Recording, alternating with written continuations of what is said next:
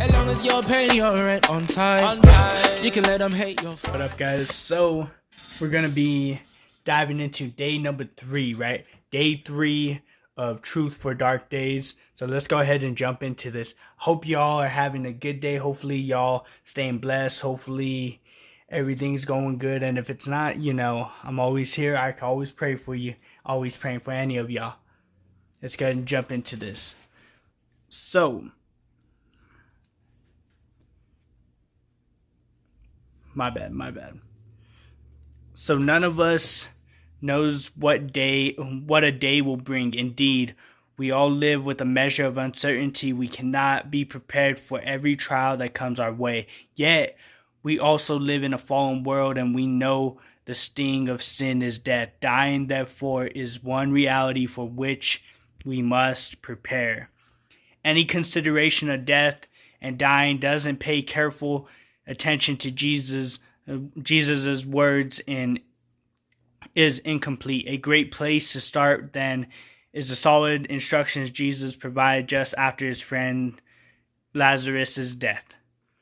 Lazarus' mourning sisters were deeply concerned about what had happened to their brother. In response, Jesus said that Lazarus was going to rise again. Martha, misunderstanding this declaration, said, "I know that he will rise again in the resurrection on that last day." Jesus then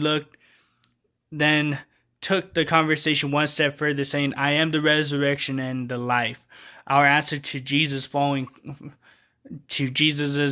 question, "Do you believe this?"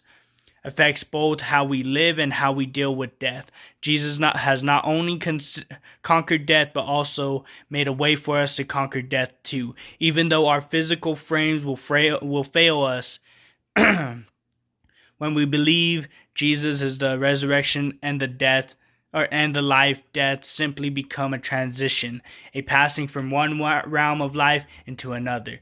One challenge which faces believers regarding death is not simply preparing ourselves for its imminence, but also learning how to help others face it. No matter the situation, though, Jesus' words provide the foundation for loving counsel. We are to speak both biblically and honestly, explaining the reality of eternity and the hope that is found in him. Our words, echoing Christ's own, should not be abrupt or unfilling, but filled with wisdom and grace. We cannot know how to live until we've settled the question of how to die.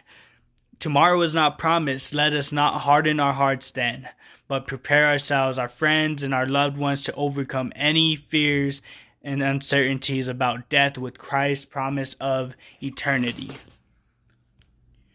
Now Martha said to Jesus, "Lord, if you had been here, my brother would have not died. But even now, I know that whatever you ask of God, God will give you." Jesus said to her, "Your brother will rise again." Martha said to him, "I know that he will rise again in the resurrection at the last day." Jesus said to her, "I am the resurrection and the life. He who believes in me, though he may die, he shall live. And whoever lives and believes in me shall never die." Do you believe this? Ain't this a powerful day 3, right? Ain't this a powerful day 3? Why? Because, we've all thought about death many different times, right? And in here, he's saying, like, you need to be prepared for when this happens, right? You need to be prepared for your friends. You need to be prepared for your family, for everybody. You need to be prepared for yourself. So death is not easy to talk about, no matter who you are, no matter how great of a speaker you are, no matter how caring you are, the big heart that you have. None of that really goes and prepares you for this ever. It affects every single one of us. No one is exempt from this, right? But if we always got to think about it in the back of our mind, because it will make you appreciate life just a little bit more.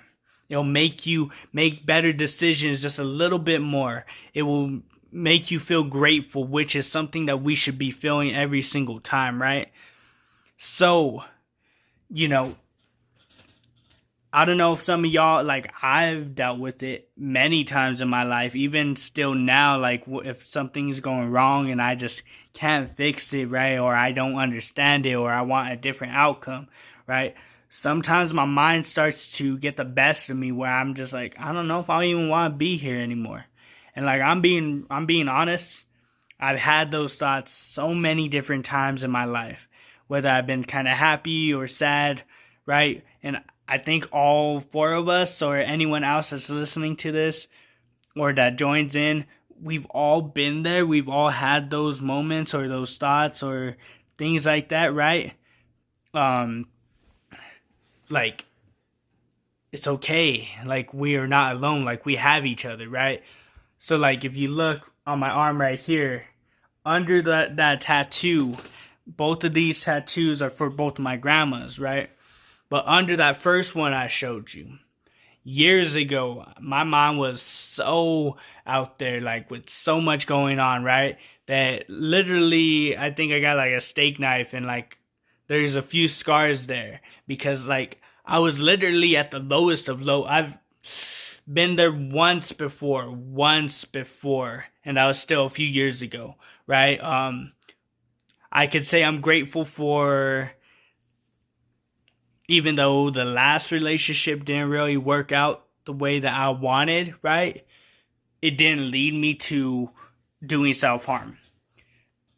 When I first did the scars on my arm, that was one relationship that really put me there. The second one was, I think, a relationship or two after that one. And I literally